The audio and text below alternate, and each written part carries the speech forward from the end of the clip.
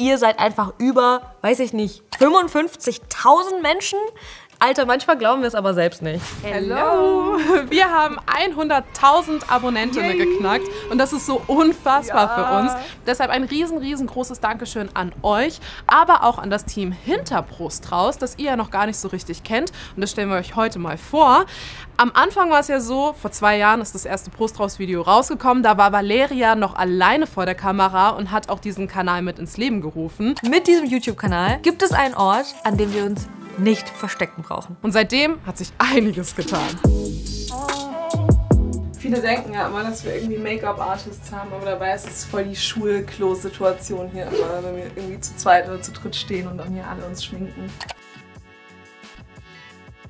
Du machst ja die Fotos für unseren neuen Banner auf YouTube. Ja. Wir haben 100.000 erreicht. Was ist das für ein Gefühl für dich? Mega gut. Also es ist ja wirklich ganz klein losgegangen während der Pandemie so als Projekt und hat sich jetzt einfach krass entwickelt in den 2 Jahren. Voll schön.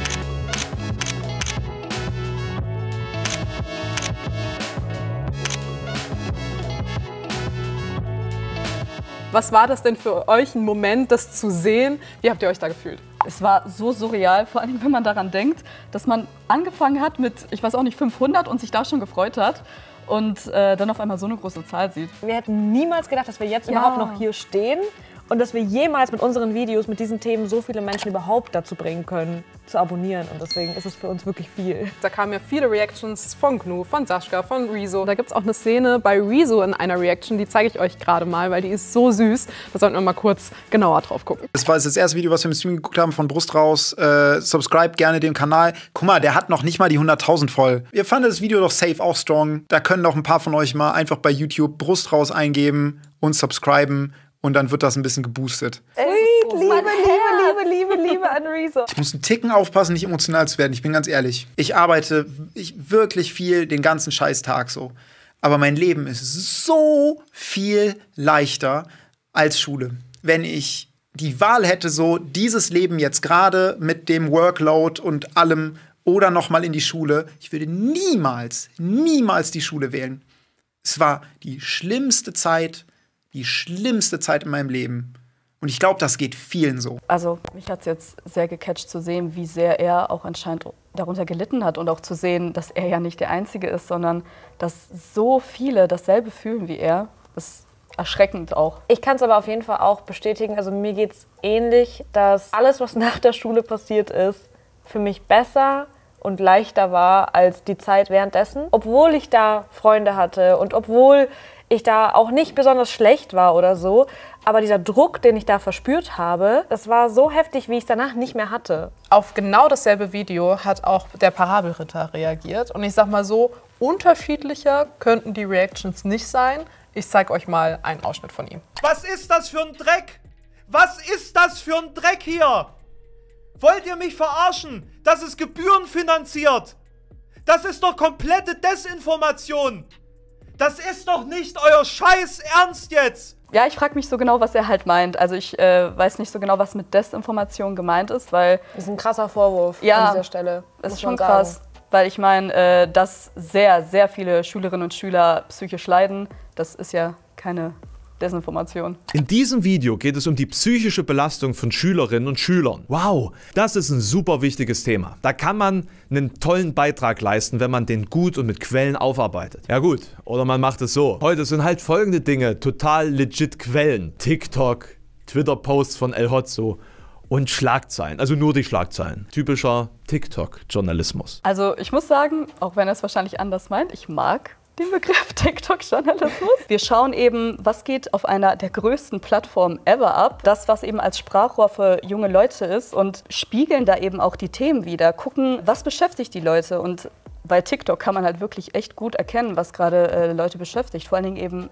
junge Leute. Natürlich sind TikToks oder Tweets nicht unsere Quellen, auf die wir uns stützen, sondern eher eine Art Sprachrohr eben für diese Schülerinnen und Schüler oder auch andere Perspektiven. Also zum Beispiel der Tweet von El Hotzo, das ist ja keine Quelle, sondern einfach eine Art O-Ton, aber eben in moderner Form durch einen Tweet. Die Bebilderung, wie du es auch gerade gesagt hast, ist vielleicht eine Art und Weise, die etwas, ja, eine jüngere Zielgruppe auch ansprechen soll. Und das tun wir auch, aber kein Beleg dafür ist, dass jetzt zum Beispiel TikTok eine Studie gleichgestellt wird.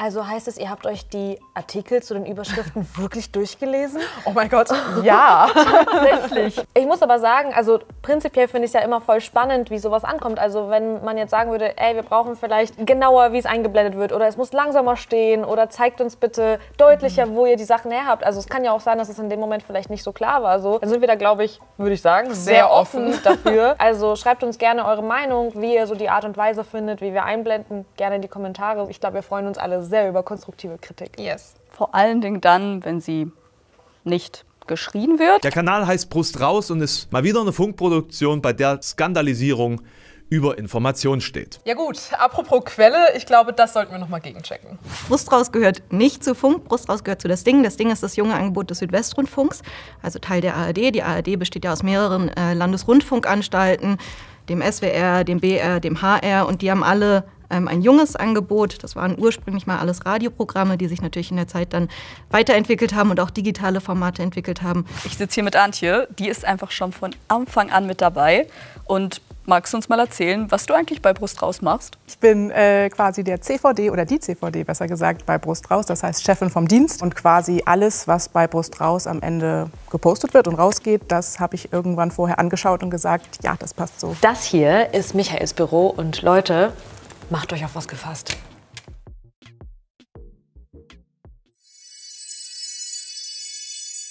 Hallo Michael. Hallo Valeria. Hast du Lust auf eine kleine Schnellfragerunde? Immer. Wann wurde das allererste Video auf unserem Kanal hochgeladen? Oktober 2020. Das stimmt. Wie viele Videos haben wir jetzt zu diesem Zeitpunkt auf dem Kanal? 163 und ich habe sie alle gesehen. Woher weißt du das? Ich habe sie alle gesehen. Ich zähle mit. Du zählst wirklich mit? Ich zähle mit. Okay. Wann veröffentlichen wir immer? Montags 15 Uhr. Hast du die Glocke abonniert? Welches Video hat die meisten Aufrufe? Das weiß ich tatsächlich nicht. Wie toxische Beziehungen in Filmen romantisiert werden. Warum heißt der Kanal Brust raus? Weil er die perfekte Umschreibung ist für das, was wir machen. Female Empowerment. Und wer hat zuletzt auf unser Video reagiert?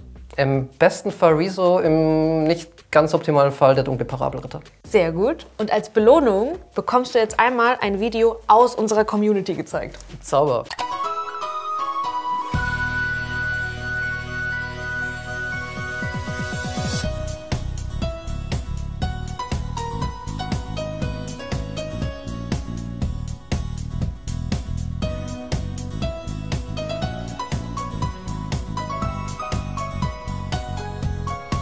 Sehr, sehr schön.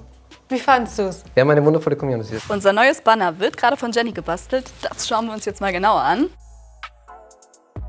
Hi. Hallo. Wir sehen schon, das ist in Arbeit. Ihr könnt ja mal Ausschau halten, wenn wir das austauschen online und uns in die Kommentare schreiben, wie ihr das findet. Und Jenny, du bist ja eine von vielen Mediengestalterinnen und Mediengestaltern, die hier arbeiten, aber die einzige, die bisher vor der Kamera war. Und dadurch hast du schon echt eine Menge Fans bekommen. Sinisterfunk schreibt zum Beispiel, Jenny hat den gechilltesten Job ever, wa? Ja, eigentlich schon. Ich muss nur Einblendungen suchen, Quellen draufpacken, das Ganze in meiner Timeline anlegen. Dann drehen, das Studio muss mal aufgeräumt werden, dann einen Text aussuchen, Grafiken draufpacken, das Ganze Korrekturschleifen, noch mehr Exporte auf YouTube hochladen und ja, das war's eigentlich schon. Von daher ist nicht so viel. Klingt entspannt. Danke, Jenny. Gerne. Also wie ihr seht, hinter der Kamera arbeiten so ein paar mehr Leute mit. Deswegen freut es uns umso mehr, dass mittlerweile eine richtige Community hier am Start ist. Was mich auch freut. Du hast diesen Kanal am Anfang als so eine kleine Avocado-Pflanze beschrieben. Und ich glaube, die ist mittlerweile ganz schön gewachsen. Ja, und ich habe da auch was vorbereitet, Leute. Eine kleine Geschichte. Hört zu.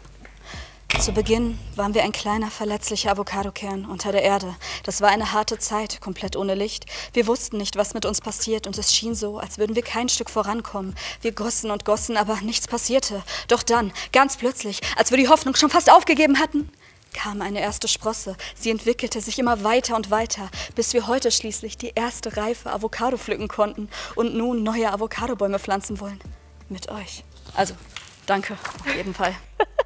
Ich glaube, das muss man jetzt erstmal sacken lassen, Leute. Deswegen gebt gerne diesem Gedicht und diesem Video einen Daumen nach oben. Abonniert den Kanal, falls noch nicht passiert. Schreibt uns gerne in die Kommentare, was ihr sonst sehen wollt. Und kommt gerne nächste Woche wieder. Wir freuen uns. Selbe Zeit, selber Ort. Bye. Guten Abend und gute Nacht.